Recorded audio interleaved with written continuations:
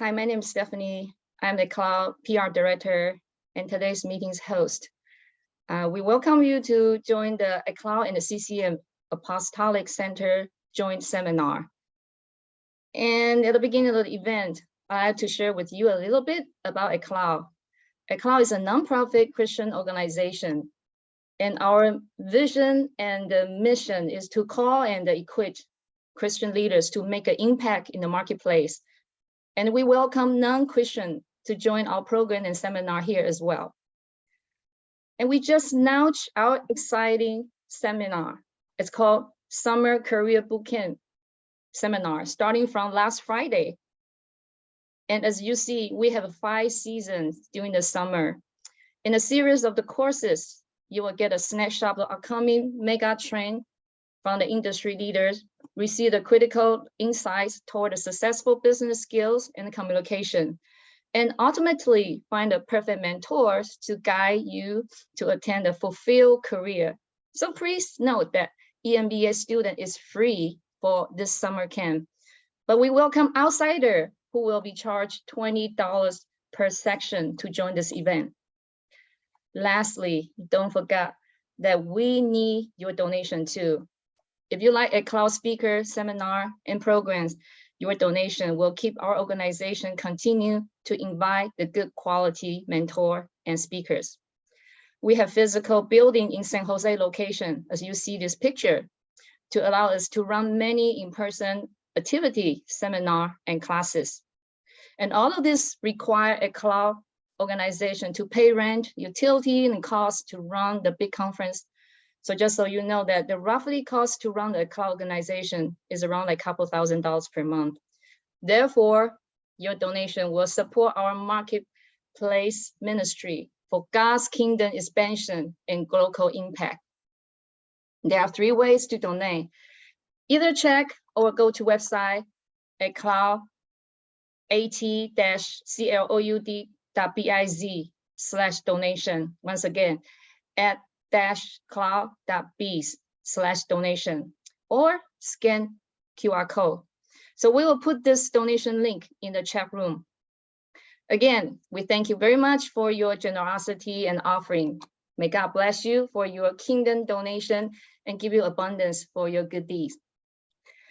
All right, before I introduce our today's speaker, I would like to give everyone 3 meeting ground rule. So number 1, for the better seminar experience, please mute your mic and turn off the video throughout the whole seminar. I don't want to see you guys, okay, during the speech.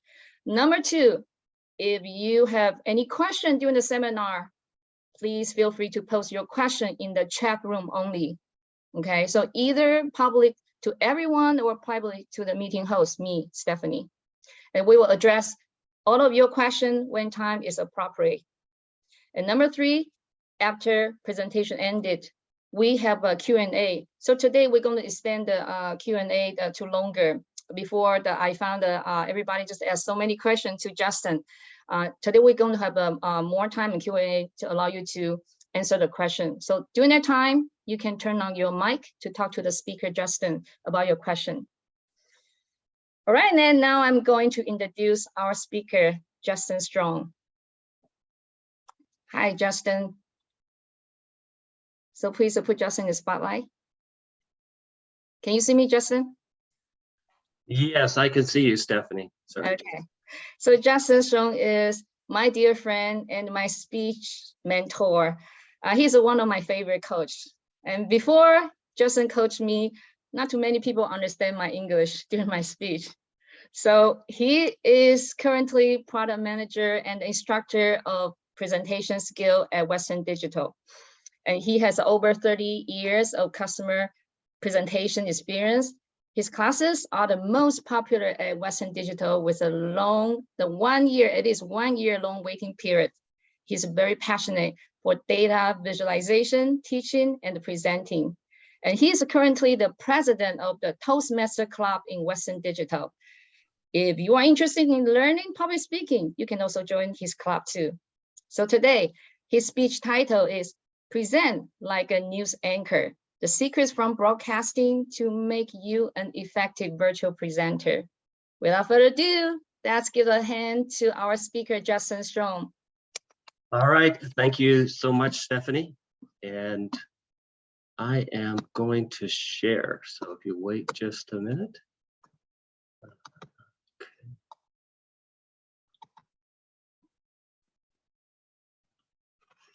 All right, can everybody see my screen?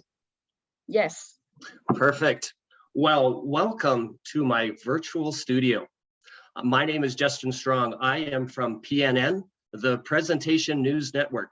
And today we have a news flash. And breaking news is that you, yes, you, each one of you can present like a broadcaster. For almost 50 years, the broadcast news industry has attracted millions of viewers almost every night for an hour, and people watching the news for an hour. And over that period of time, the broadcast news industry has learned several secrets.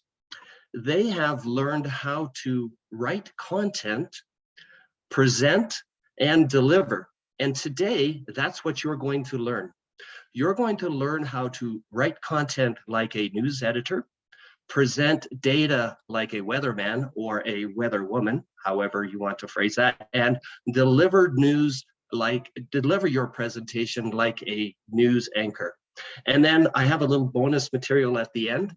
I'll tell you how I created my virtual studio and how you could use some of the same techniques. So let's dive right in and start with how to write content like a news editor. So first of all, news editors, one of their main purposes is they need to attract viewers and then keep them engaged. They need to be able to attract as many viewers as possible to be able to attend the news and watch the news program. And then through that full half hour or an hour, they need to keep the audience there. So how do they do that? Well, let's go into that. So first of all, headlines. Headlines get attention, and headlines attract people to watch the news. Now, how does that apply to us, though? Well, the title of your presentation is your headline. And so one of the things that you can do is write your title of your presentation like a headline.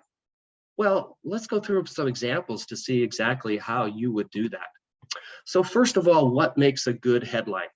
Well, one of the things is that a headline will highlight a specific benefit or outcome that the audience is going to get out of your presentation.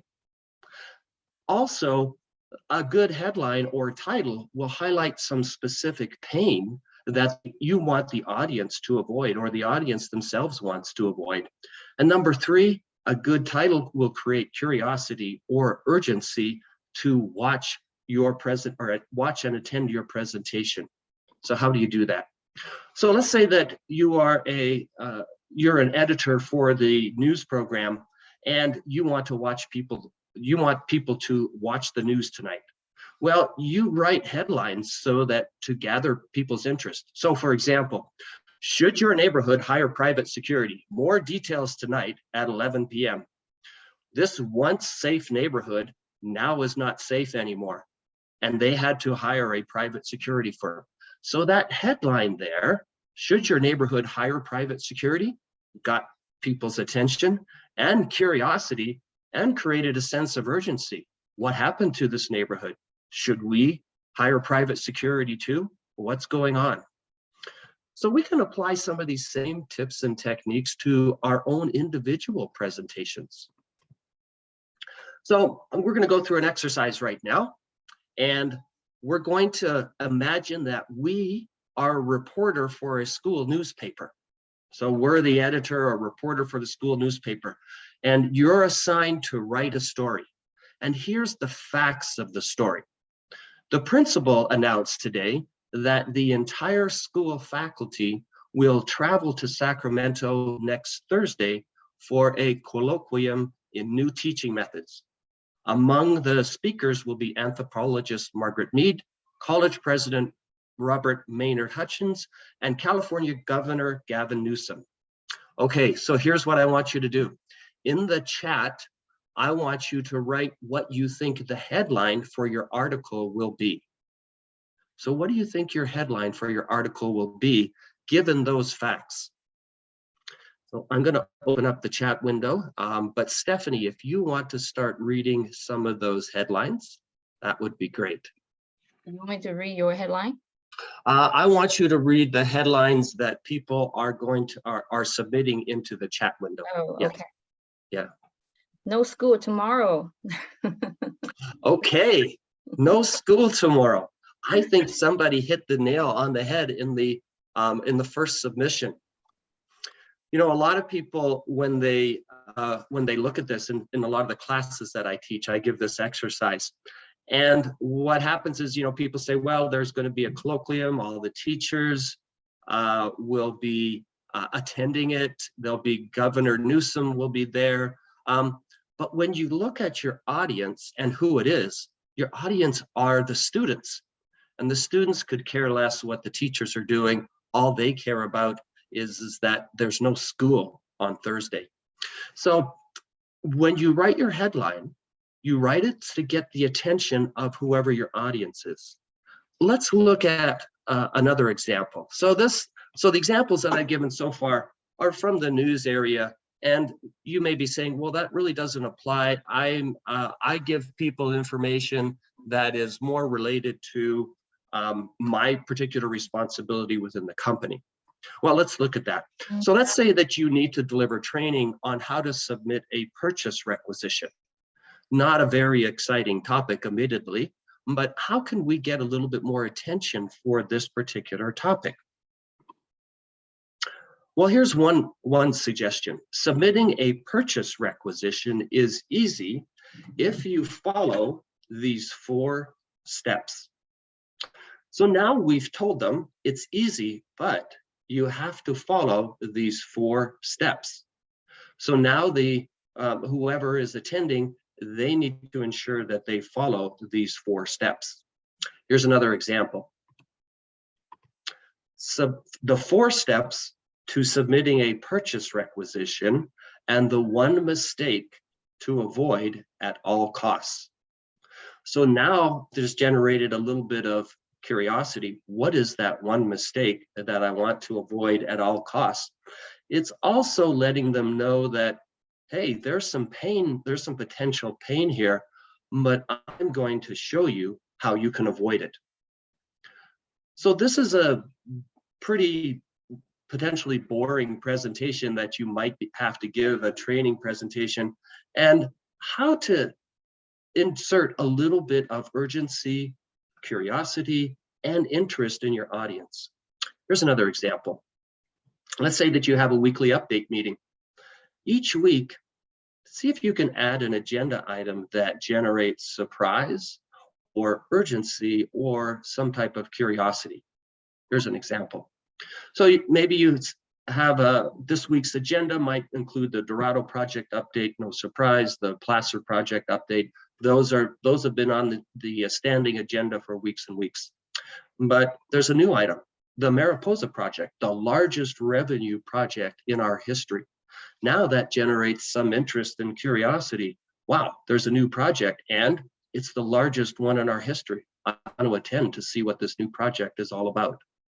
So headlines get attention. Write your title as if it were a news headline to get people to attend.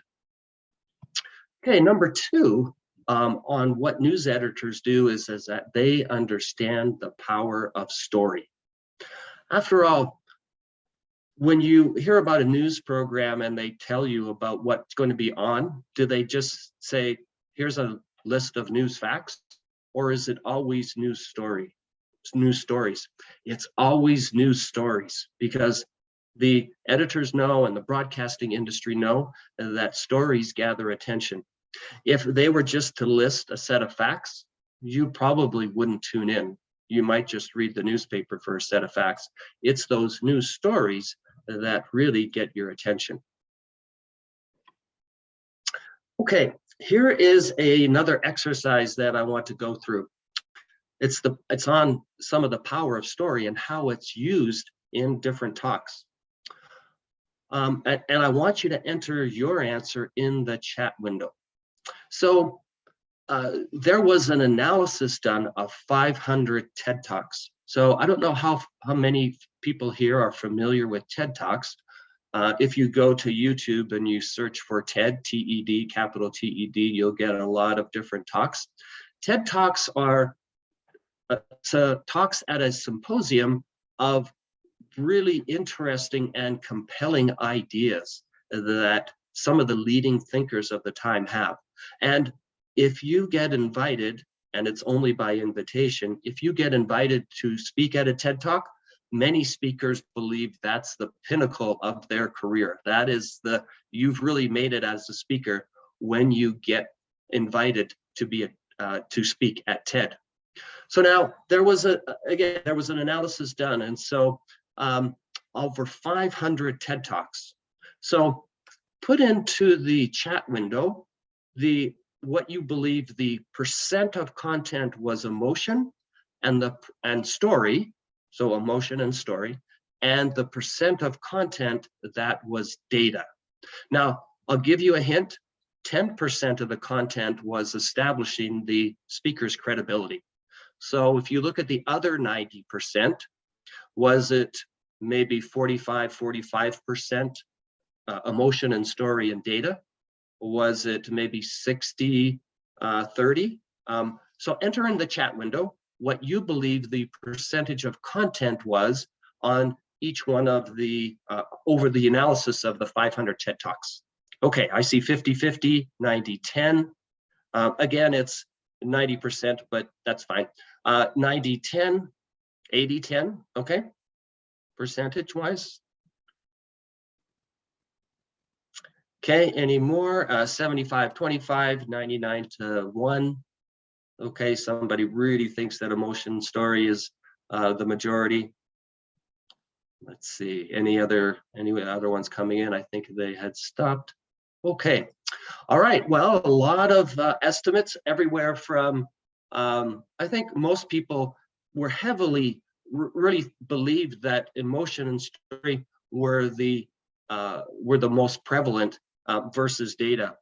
Well, emotion and story were 65% of the content. Data was 25%, and then the other 10% was establishing credibility. So in these TED Talks, I think people realize that data is certainly very important. So data is really important to ensuring that you have the right amount of logic and data behind your argument, but they also realize that story and emotion are very important also, and that it constituted 65% of the content of the TED Talks.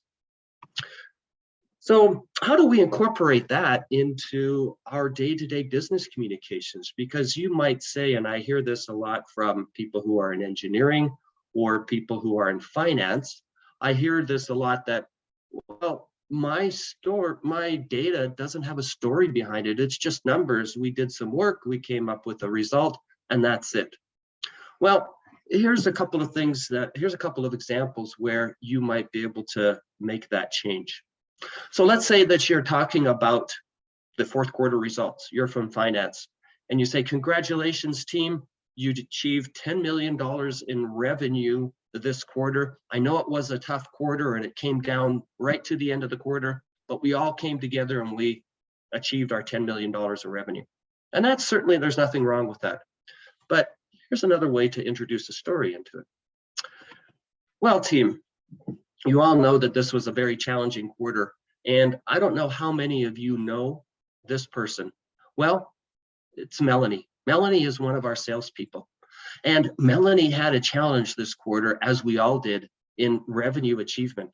At the end of the quarter, with 1 week left to go, we were $2 million short. And Melanie was responsible for that revenue. And there was only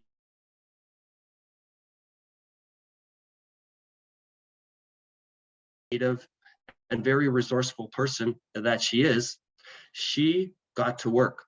And instead of just contacting her procurement contacts, she went to the CEOs of her companies and was able to convince them to place $2 million in additional orders in the last week of the quarter, 20% of our group's revenue.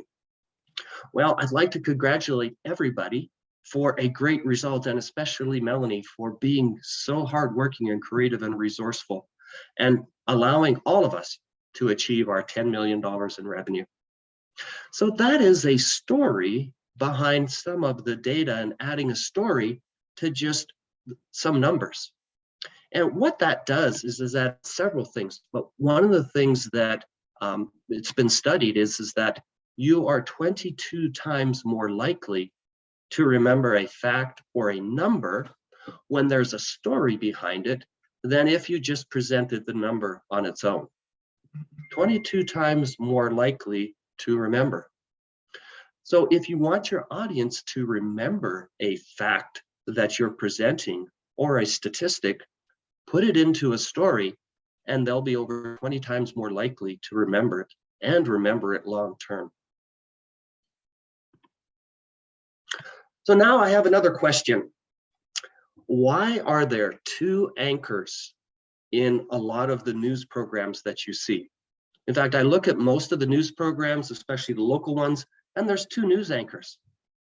Why do they have two? Why would they pay two people when probably one person can do the job? I mean, after all, it's reading the news, and one person can read it just as well as the others. So put into the chat window why you believe that there are two anchors instead of just one in most news programs.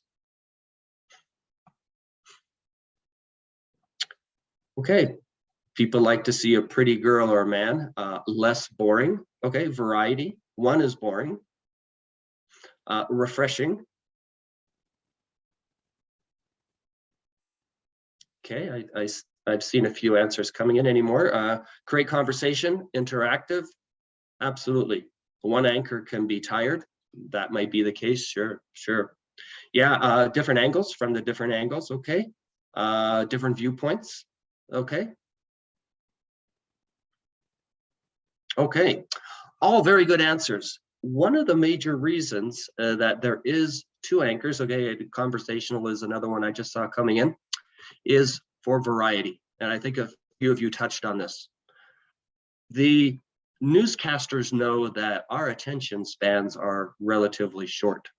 And so variety certainly helps. Oh, one other person mentioned backup. Sure, if one goes on vacation, then they may want a backup. Variety is something that the news industry knows is that keeps you engaged. When they have two anchors, as some of you mentioned, there's another point of view. One person speaks, then the next person speaks. And when there's variety in a news presentation, it keeps us engaged. It keeps us from getting bored. Well, you can apply the same thing in your presentations also. So variety maintains interest. When you change topics, speakers, show videos, that is all variety. After each section, maybe you might want to show a summary slide with key points, or ask the audience to do something. Stand up, maybe raise their hands, or do polls. So you notice in this presentation, so far I've asked you to submit answers in 3 different occasions into the chat room. That's variety, and that increases engagement, increases audience interaction, and keeps everybody interested and engaged. So in summary, to write content like a news editor, let's go over the 3 aspects, and you're going to fill in the blanks here. So everybody turn their microphone on. And what is the first one? What gets attention? Food. Ice cream. Okay, variety. What was the first thing we talked about?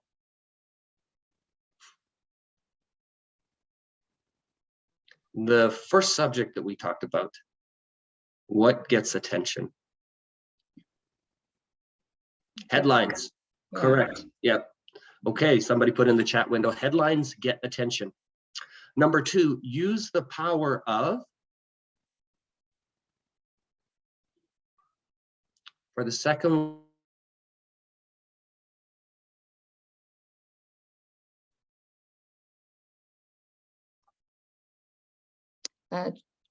Justin, I think you're mute. oh, sorry, I'm not sure how that happened. Use the power of stories to generate attention and to get interest from your audience and to make data more memorable. And then the last one, what maintains interest?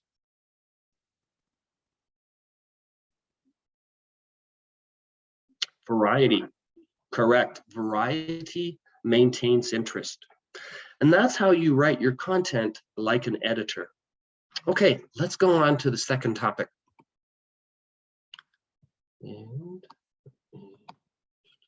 Okay, presenting data like a weatherman or weatherwoman. And okay, let's go into this topic.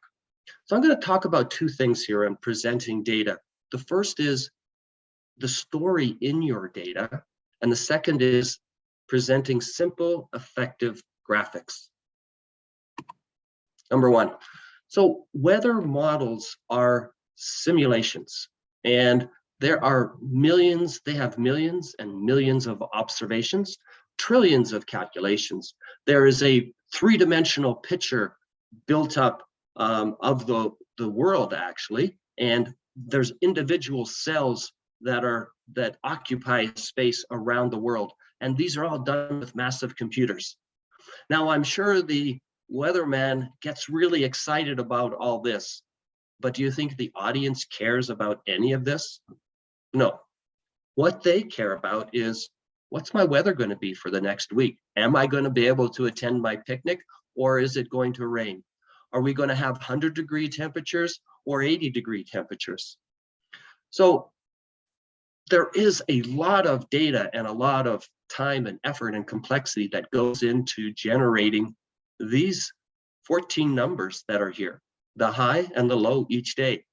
But the weatherman knows that the audience has no interest on how the data was generated, but they certainly have an interest in what the results are. So that's one of the things that we need to do, is take into account our audience.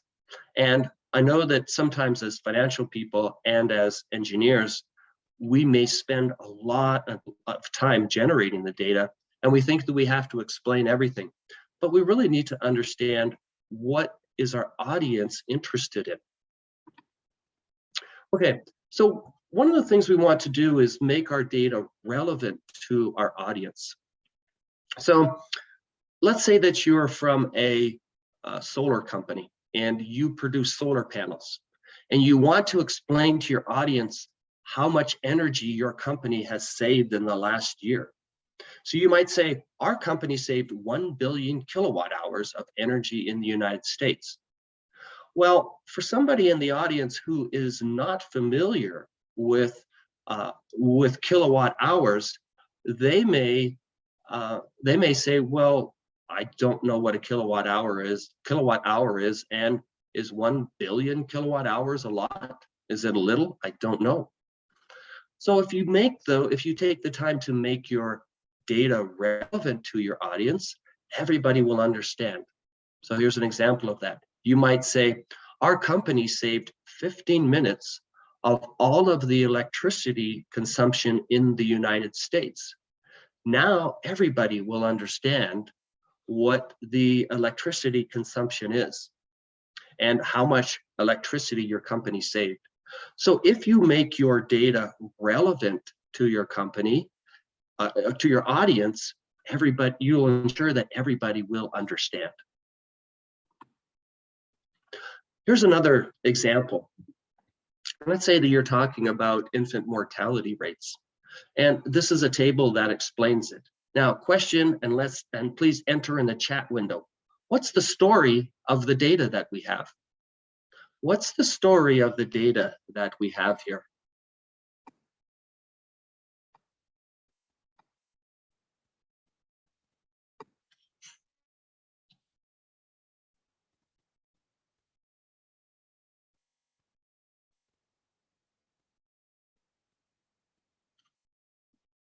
Okay, anybody have any suggestions?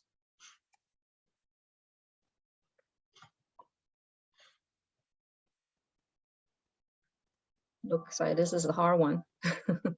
Okay, I'll give you a hint. It's there's something wrong going on in the United States.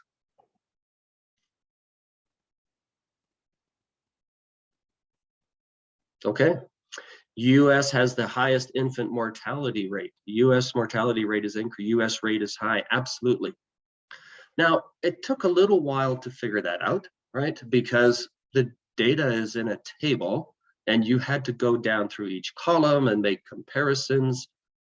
So the data probably isn't in the best format. So there's a way that we can fix that. And so, but there's one thing that we can do also, and that is to use the real estate that's at the top of the screen with our headline.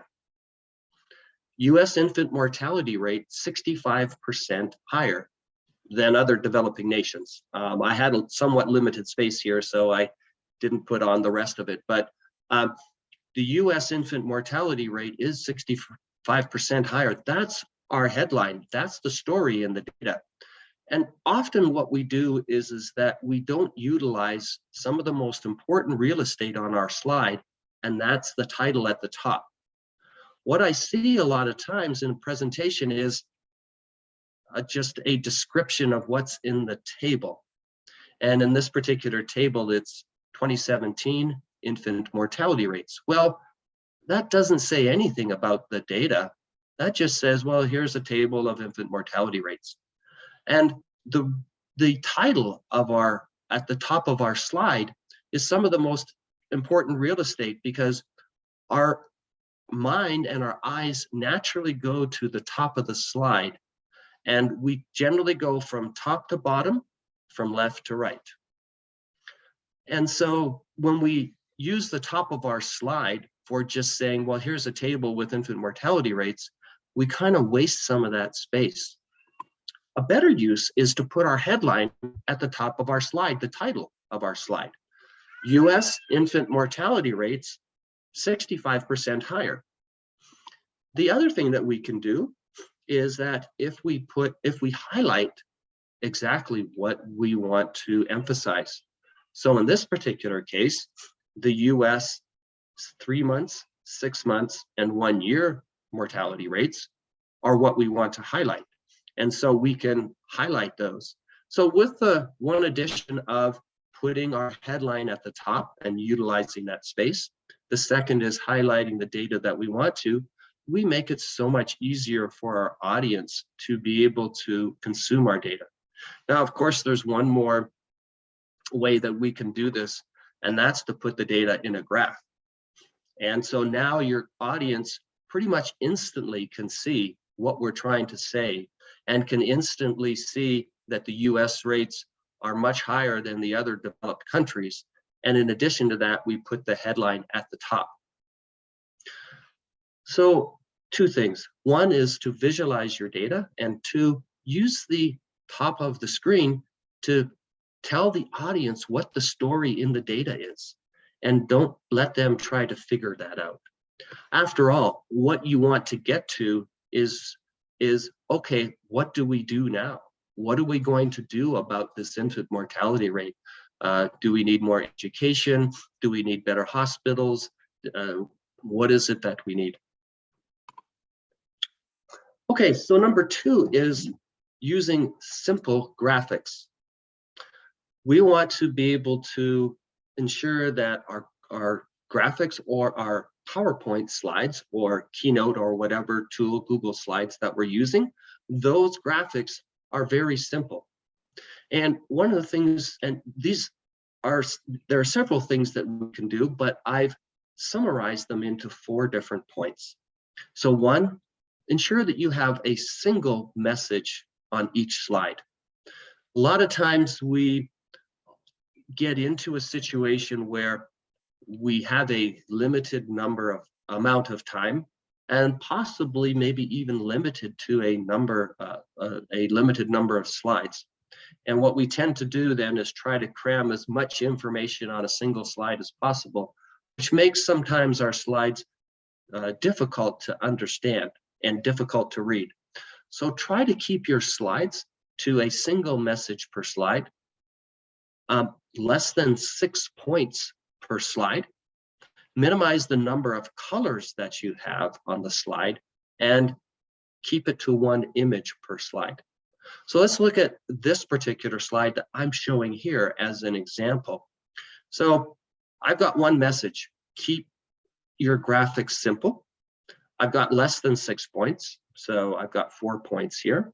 I've minimized the colors. I've got blue as my headline, blue as for my textual part, and that kind of keeps with my color scheme here because I've got kind of a bluish background, and I do have a red carpet, but shows a little bit of contrast, and also one image per slide. So here I've got really just text. So the slide that I have is on the right-hand side, and so here I have text.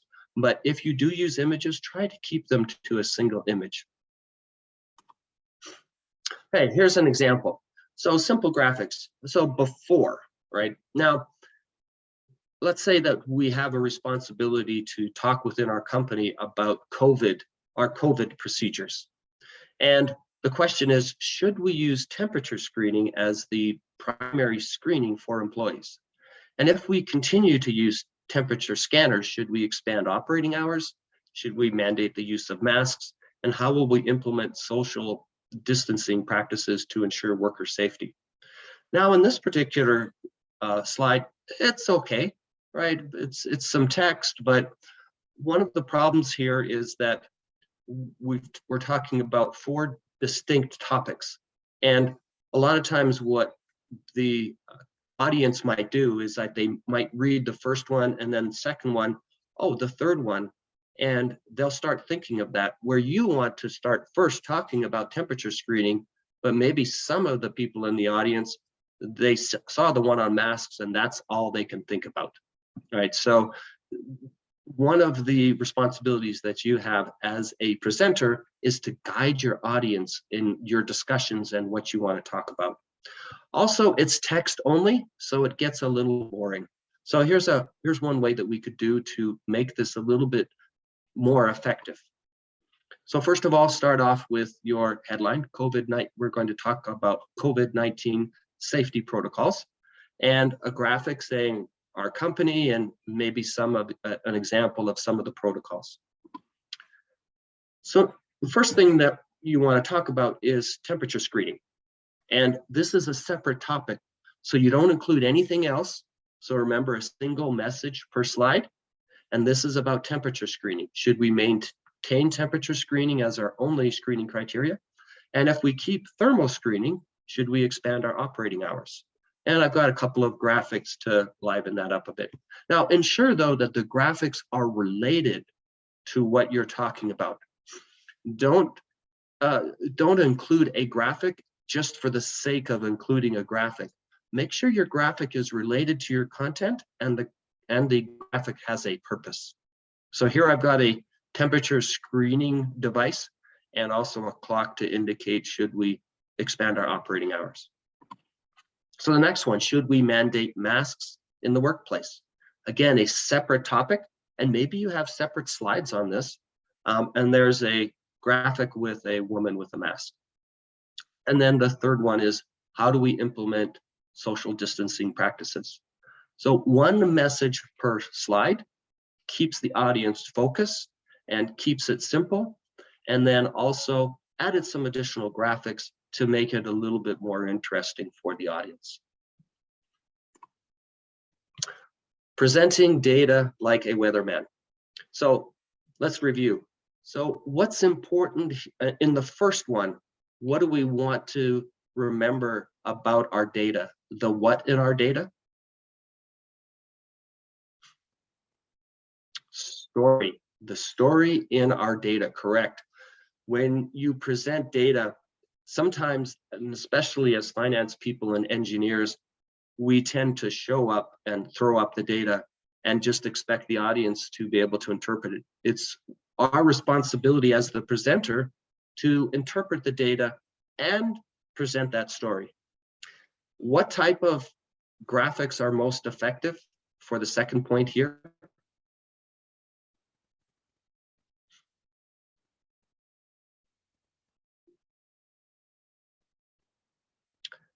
Simple, effective graphics. When I look at, I help a lot of people with their graphics. I do a lot of coaching. I go through a lot of presentations, do a lot of slide and presentation makeovers. And the most common problem that I see is that the slides are too complex. Remember, there is nothing wrong with having a lot of slides. The number of slides in your presentation has never been a problem. It's the complexity on each slide and the density on each slide, which is the problem. In this particular presentation, I have 70 or 80 slides, but I'm going to get through all of them very easily within the time because I don't have really dense slides and I don't have to spend a lot of time. Now, sometimes you might have some complex data to present, and that's just fine. But most of the time I find that almost all slides that I look at can be simplified. And sometimes that means splitting up the slide into 2, 3, sometimes even 4 slides.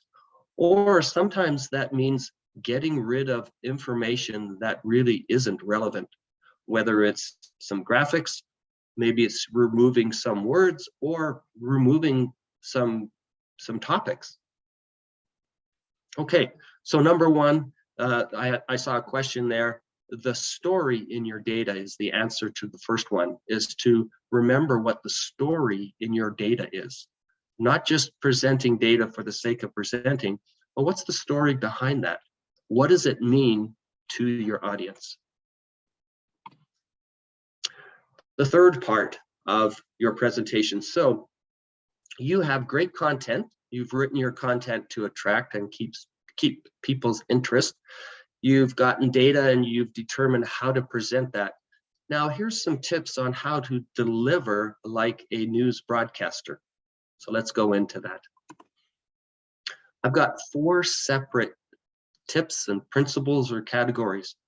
One is to use your webcam, and we'll talk about how to use it effectively with camera lighting and angle.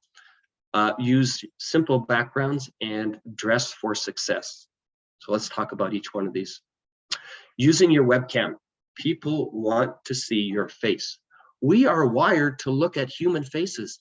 Babies are attracted to human faces. They know what the difference between a human face and something else is. And so when you're presenting, especially when you're presenting virtually, people do want to see your face, and that increases connections between people when they see your face.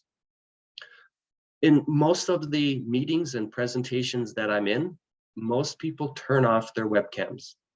Now, certainly there are times when you may want to turn off your webcam, especially when you want to give all of the attention to the presenter. However, almost all of the time in meetings, I will turn on my webcam regardless of what's going on in the meeting. And I work remotely 100% right now. I maybe go into the office once a month. And it's even more important to me to have some visual presence in the meetings I'm in, so that people will always see me and see my body language, expressions, and things like that. Also, show the top half of your body if you can for more effective use of body language. So sometimes you'll be maybe up like this and people will only see your face, and that's fine. But if you show the top half of your body, it makes it easier for you to use your hands for body language. And that a lot of times is what we need for emphasis. I think most people have heard that body language forms a huge part of communication. Actually, I want to dispel a little bit of myth about body language. I know that a lot of you have heard that body language constitutes 70% of our communication. I think I've heard that many, many times, 60%, 70%, something like that. Well, that's only partially true. If body language was 70% of our communication, then books really wouldn't be very effective. Podcasts wouldn't really be very effective because you don't get half or less, 30% or less what people are really trying to say. What body language really means is that it communicates a certain type of information. Now that information is important nevertheless, but body language only communicates a certain type of information. Now, what it doesn't communicate, your body language doesn't communicate facts or figures or concepts or things like that. But your body language does communicate some very important things.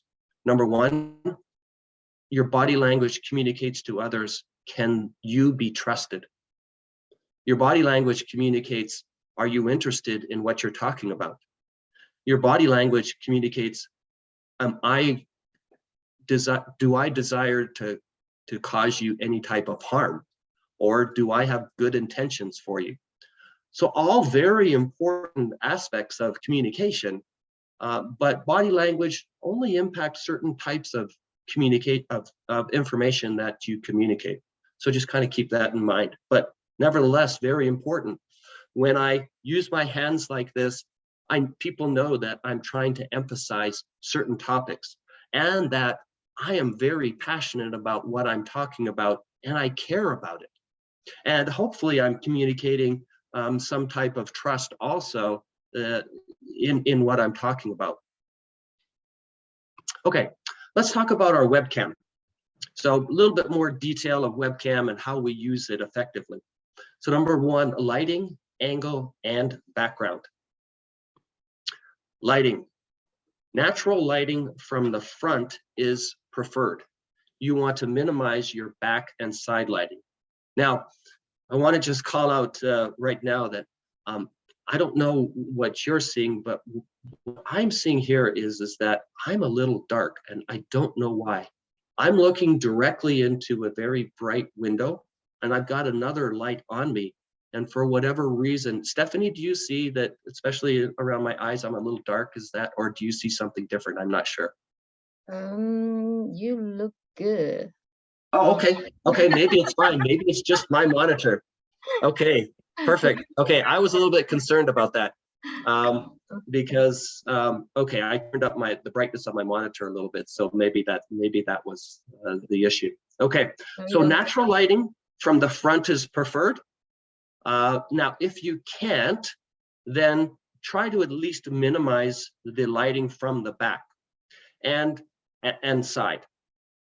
Also, now, if you have a lot of lighting from the back, what'll happen is your webcam will adjust and it'll make you look like you're in the witness protection program. All people will see is an outline of you. And so that's not good. People like to see your expressions and they like to see detail. So make sure that you have your lit from the front. Try to use natural lighting, that's preferred because it diffuses and there's less shadows and things like that, and minimize your backlighting. Also, use your webcam height is important. Try to keep your webcam at a height just above your eye line, just parallel with just above your eyes. If your camera angle is way below you, it causes two problems. So first of all, it's not a very flattering angle, so it doesn't make you look very good. But the second one is, when you see somebody with a camera angle like that, it makes it look like they're looking down on the rest of the audience, and it kind of looks threatening or menacing. So try to keep your camera angle slightly above you. Now, one of the issues that I face as a wearer of eyeglasses is that the camera angle sometimes can cause a lot of glare on my glasses, and that's something that I want to avoid. So actually what I did is to adjust it, and we did this actually last night during when we did our dry run, is that I took my camera angle down just slightly, and it took away pretty much all the glare and reflection off of my glasses. So there's a couple of things you can do. I find that if I have my lighting that comes in from the side, if I have some, let's say some lights that are on me, that reduces glare on eyeglasses. Or again, I put my camera angle down a little bit, or maybe even a little bit higher, and that also reduces the amount of glare. So that's a kind of a tip for people who wear glasses. We have some special struggles when we present online. Try to keep your webcam about 2 to 3 feet from your face, and also leave some space above your head. Now you see, if I change my camera angle here, I get cut off, and this is not great, right? You want to leave a little bit of space above your head, and that's the best camera angle to ensure that people can see all of you. Okay, I'm going to move this a little bit over here. Okay, simple backgrounds. We all use I think at one point or another, virtual backgrounds, but sometimes in the rooms that we're in, we have clutter and things like that. And so just remove things, use a virtual background. The main thing is to ensure that your background is not distracting to your participants. You and your presentation should be the star and focus of what you're talking about. Hey, Justin, just a Yes. reminder, you have 5 minutes to wrap up your speech. Thank you, Stephanie. Mhm. Perfect. Dress for success is another thing. Now, the rule of thumb that I use is that I dress for a meeting, even if it's virtually, the same way that if I were meeting the people in person. So if it's a very casual meeting and I would wear a t-shirt, then I feel comfortable wearing a t-shirt when I'm meeting virtually. But if it's in a meeting with a customer and I would be wearing a collared shirt and maybe not a tie, maybe a dress shirt, I wear that very same thing in my virtual meeting. So make sure that you dress appropriately for your virtual meeting the same way that if the meeting were in person. Not only will your audience feel better and set the tone for the meeting, but you will also feel better. That you'll feel that, oh, hey, this is a little bit more formal. I need to be a little bit more formal about how I act and how I approach the meeting. Also, consider standing in your meeting. Studies have shown that when you stand, you're more creative as opposed to when you sit down. When you stand in a meeting, also you have more energy, and your audience will be able to tell that. Your enthusiasm, your energy will come through. So in a meeting, consider standing up. When at my home office, I have a standing desk, and as much as possible, I stand up for my meetings. And I really believe that that gives me more energy, and my audience can tell. Okay, so to review, presenting like a broadcaster, you should use your what?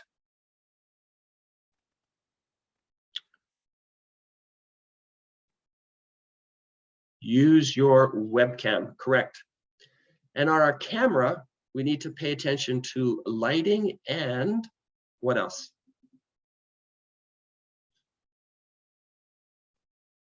The angle, correct. And then our backgrounds, when we have our camera on them, what should our background be, or what should we make sure our background is like? Simple, correct.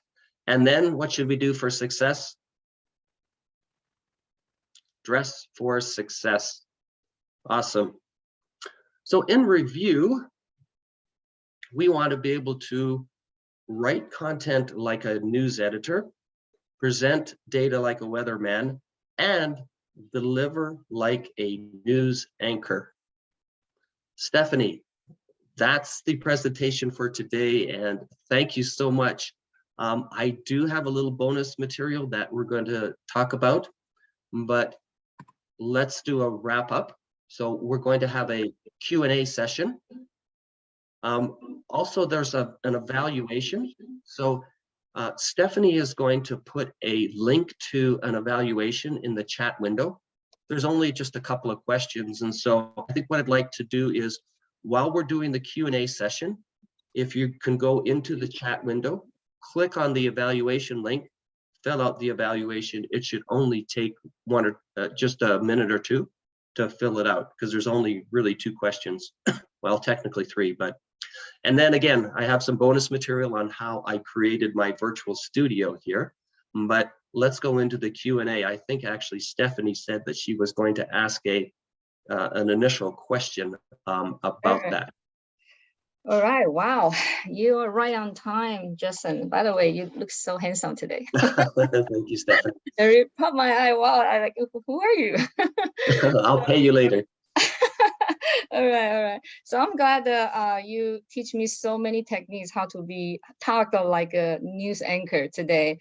And I think particularly one that very important is you talk about have to simplify the slide. And I'm going to tell you that it's a little bit hard for the people like me from the Asian, from Taiwan or China, because we were taught that we try to scan every information, picture, wording, in one slide. And as a Chinese, we like to read the slide. Sometimes lots of time we prefer that during the presentation, we just read, instead of just listen. That's kind of culture thing. But you can remind me, this is a different, this is the Western world. And I learned the hard way that every time I present using my own way, I put everybody into sleep, and I didn't know why. So I just want to thank you that remind us, try to simplify the slide and just put one message there. So pretty good. Thank you so much. Sure. I do have one question for you. That's just my personal question. Well, I can tell everybody a secret, being my childhood dream is to be the news anchor, and it just never happened.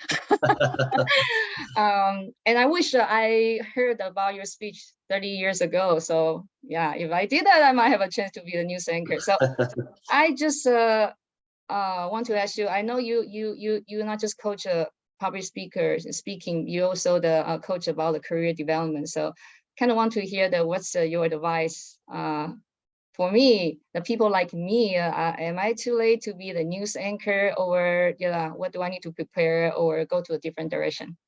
Sure. Yeah, great question, Stephanie. Well, the first answer is that no, it's never too late. Stephanie, I think that you had talked about, you gave a talk actually in Toastmasters about the 3rd chapter in your life, and how a lot of people actually started some of their careers when other people were retiring. So I don't think it's really too late for anything. I have a lot of plans for my retirement. It's going to be very active. I have goals that I want to accomplish. And so, no, I don't think it's too late for that.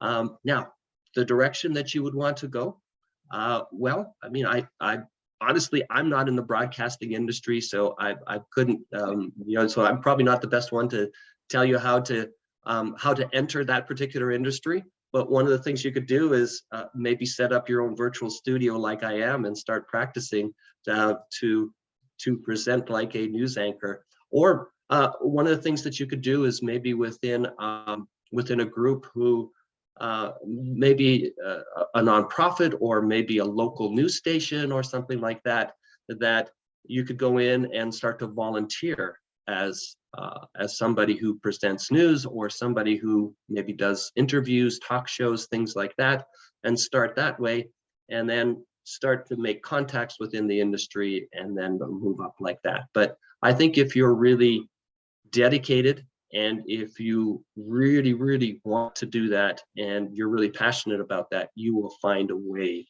to be able to do that. I would first contact, do what I mentioned, but I think the most important thing probably is to get contacts in the industry so that you can learn from them.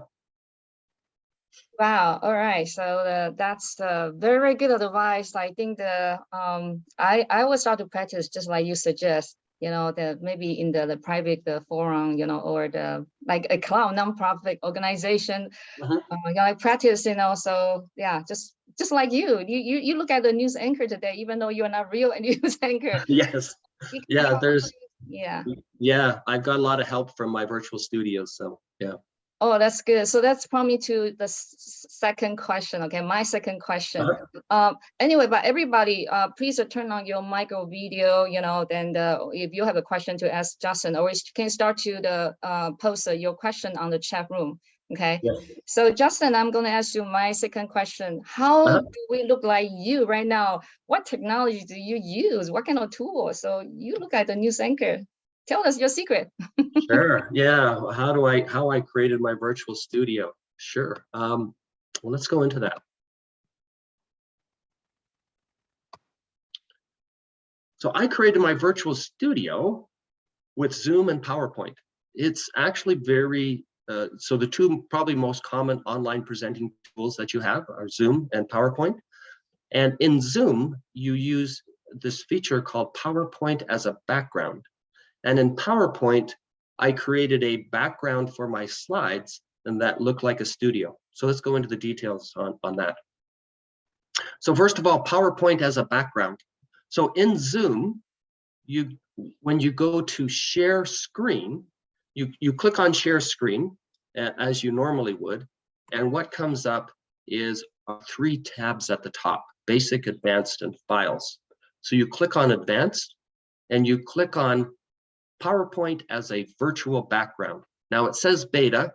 I've been using this for several weeks and I haven't really run into any issues. So even though it's beta, I think it's because they still want to add a couple of features to it, but really it works very well, as you can see in here, that it works reasonably well. So the next thing is it asks you to open up a PowerPoint file. So you select a file, you open it up, and then what you'll see is that you'll see you are on the screen with PowerPoint, your PowerPoint slide, your first PowerPoint slide as the background. Now it will by default put you on the bottom right-hand side of the screen. So you can click on your video, drag it over to wherever you want to be. So I dragged it to this particular spot where I am right now, and then resize it. So I had to resize it. Now, one of the things to keep in mind is that it stays within the boundaries of the screen. So now what I had to do is that, here, I'll show you here. I don't know. Can you see an outline right now? I don't know if you can see an outline around me. Maybe you can't, right? Maybe it's just me. But if I'm usually kind of in the center of my camera, so I just move my camera angle over a bit, and that moves me to where I want to be on the screen. I also move myself up and down to be exactly where I want to be. So now I'm pretty well where I want to be, and that's kind of in that presentation console. So I did my moving and resizing, and then one of the things you want to do also is, you can see here there is a slide control window, or a slide control thingamabob. It's at the bottom, right? And that area is for moving between slides, so that you can go one slide ahead or one slide back. And so you can advance slides one direction or another. One of the things that you can't do is that you can't go to a particular slide. You can only go ahead slides one by one. Also, a couple of other things is that PowerPoint slides are imported as images, so no PowerPoint features are available. If you have any animations or builds, those are not available within this particular feature. And if you want to share something else during your presentation, so let's say you want to, somebody else wants to share, you'll have to import your PowerPoint slides again, because once somebody else shares, your slides are gone. And then when you want to share your slides again, it'll import them again, and you'll have to start over from the very beginning. But if you're okay with that, then this can actually work reasonably well. In fact, you're really limited by your own imagination on what types of things that you can do. So you could maybe put yourself in a kitchen. And so let me move myself here, and then maybe make myself a little bit bigger. And now I'm in a kitchen. And so I might, I could stand up and have my full length with me, and then maybe put on my chef hat and pretend that I'm in a kitchen, and maybe I'm talking about a recipe for great presentations. And so I could talk about the different aspects of a recipe for great presentations. Or maybe I might want to show some of my adoring fans and what a rock star I'm at, right? So you're only limited by your own imagination on what types of things that you can do with using PowerPoint as a background. One of the things to keep in mind, of course, and let me move myself back here and make myself a little bit smaller again. So there, put myself back into my presentation console. One of the things to keep in mind is that your PowerPoint slides need to be adjusted so that they you have room to have your own motion there, right? So the visual of yourself. So I'm here on the left-hand side. So excuse me. Everything else on the screen is PowerPoint. What this does is that it puts me in on my PowerPoint slide at a particular spot. So in this case, it's at the on the left-hand side of the PowerPoint slide. So then you have to design your PowerPoint slides so that this type of information that's on the right-hand side doesn't. I don't go on top of it. So when I design my PowerPoint slides, I don't put any content here. All my content is down here, or in this particular presentation, it was over on the right. All my content on my PowerPoint slide that I wanted people to show and read is over on the right-hand side. Okay, and any other questions about how I created my virtual studio and how you use this feature?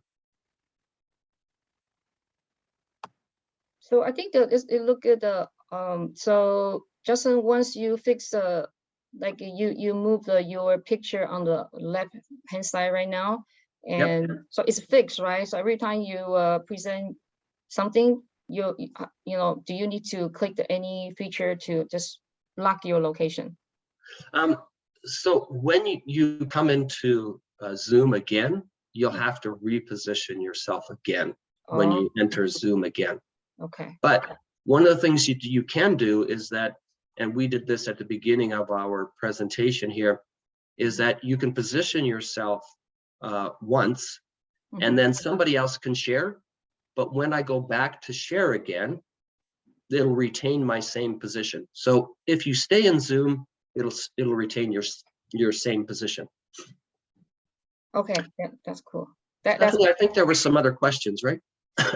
Yeah, I think there's one question from the audience. He wants to know what's some tips for the public speaking with large and a small audience. So what is the difference between a small and large audience? Yeah, he wants to know the tips. Okay, yes, yeah. You know, it really depends. So there's a few different aspects that you might want to think about. So one is engaging a large audience and a small audience. So when you're working with a small audience, and so we have a small audience here, or maybe even a smaller one of the things that I like to do is ask individuals questions.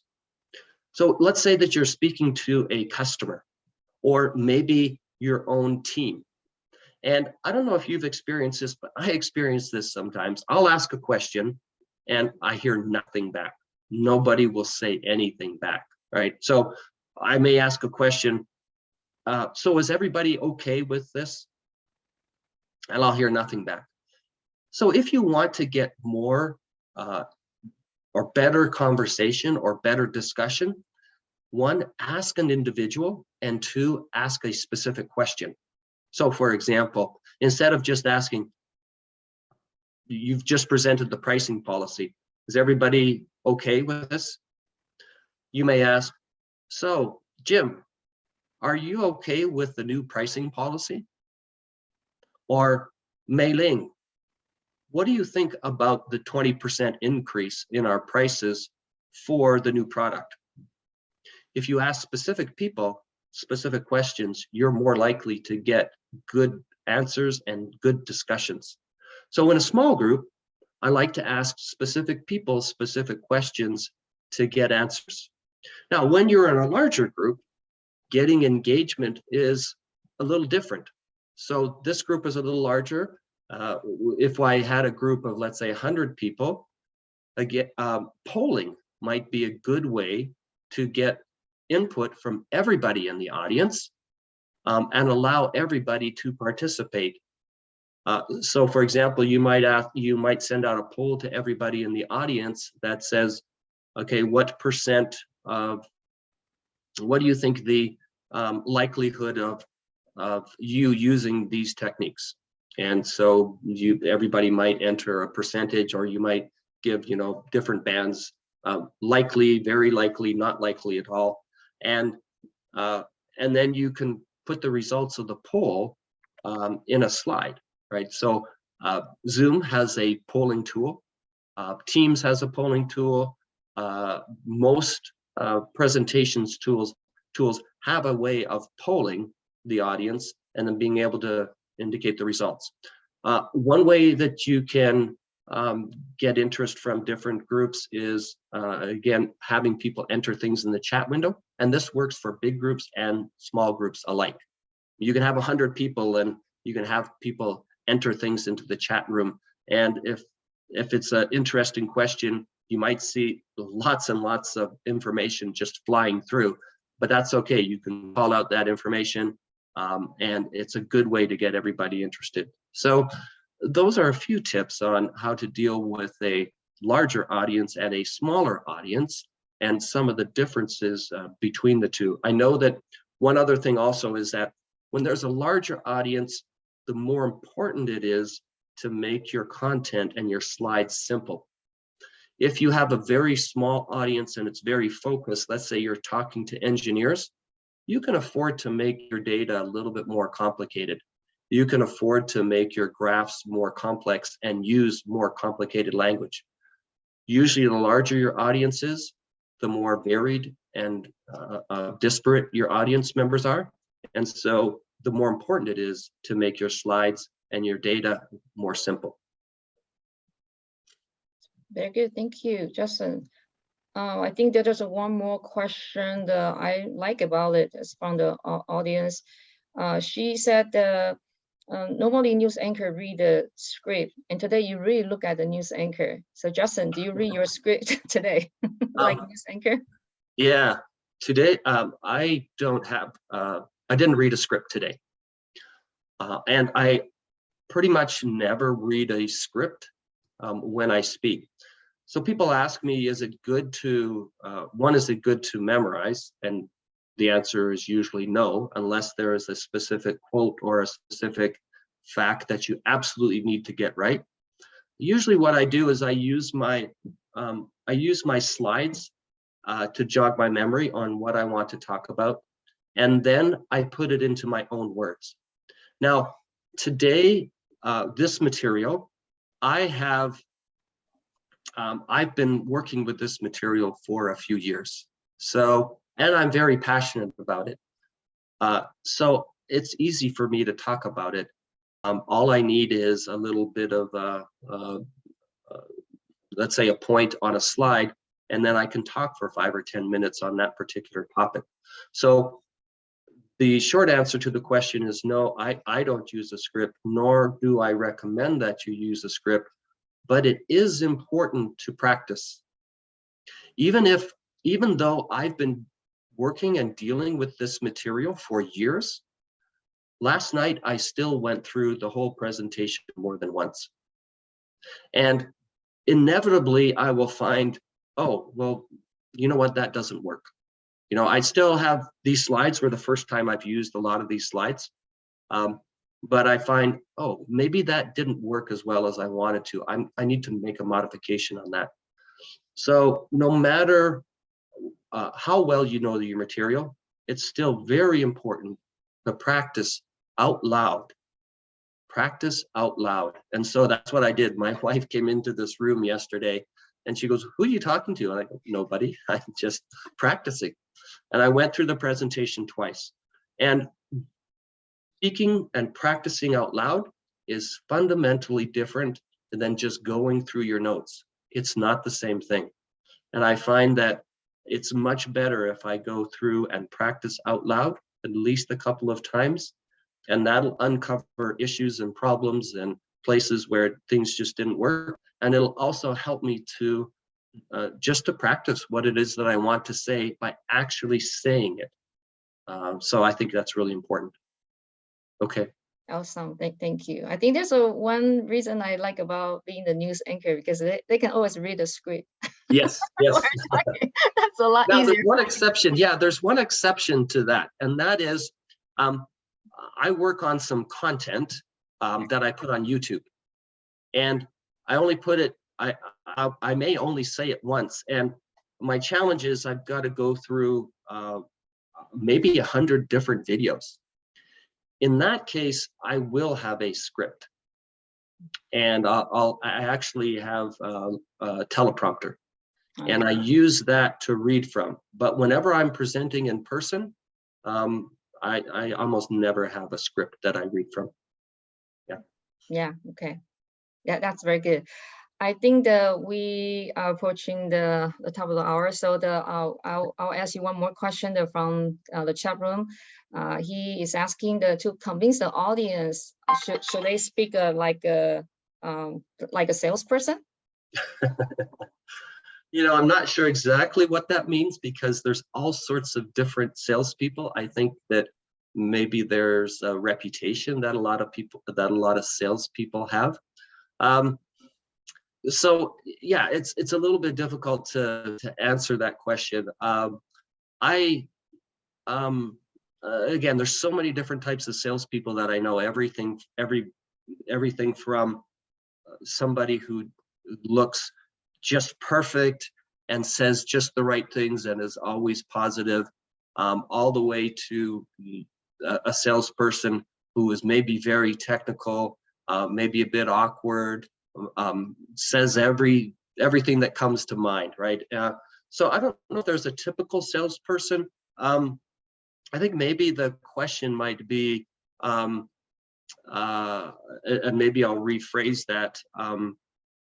You know, with a salesperson, a lot of times they'll talk about only the positive things, maybe about the product, and they'll talk about the product in a way that that maybe sometimes is even exaggerating a little bit on, you know, the features and capabilities of what we say. So one thing, always be honest with your customers, right? And so that's one thing I think that just to that I would always recommend, is that you need to be honest. Now, there's a difference between honesty and openness. Okay, now you can be honest but not open. That means that some things are confidential, some things you cannot talk about. Now, there is a kind of a fine line sometimes about not talking about some potential issues, especially when a customer asked about that. So I'll kind of leave it up to you about where, you know, what you think you might want to say and might not want to say. Let me put it this way, that when you speak about a product that you have, it's your responsibility, and the customer really wants this, is that talk about all the great things that your product does. And you don't necessarily have to bring out all of its weaknesses and all of the limitations that you have. It's up to the customer then to compare. All right, well, these are all the great things that this particular product does. Now, if a customer asks specifically, does your product do X? You have to respond honestly and, well, no, it doesn't do X. So that's a really complicated question. And I think it's,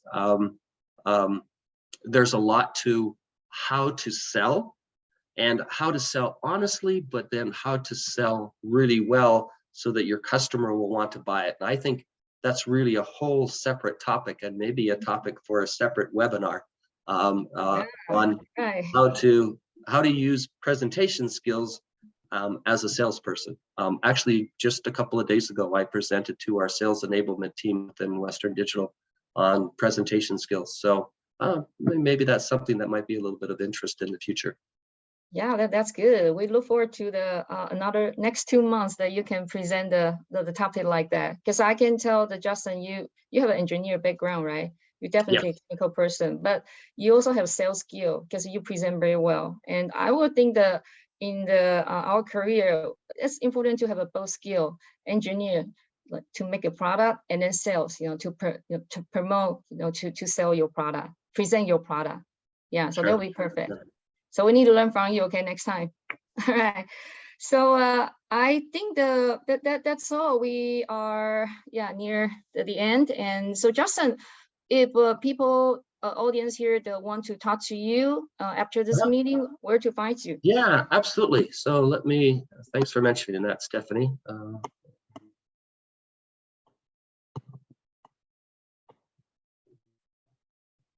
Sorry about that.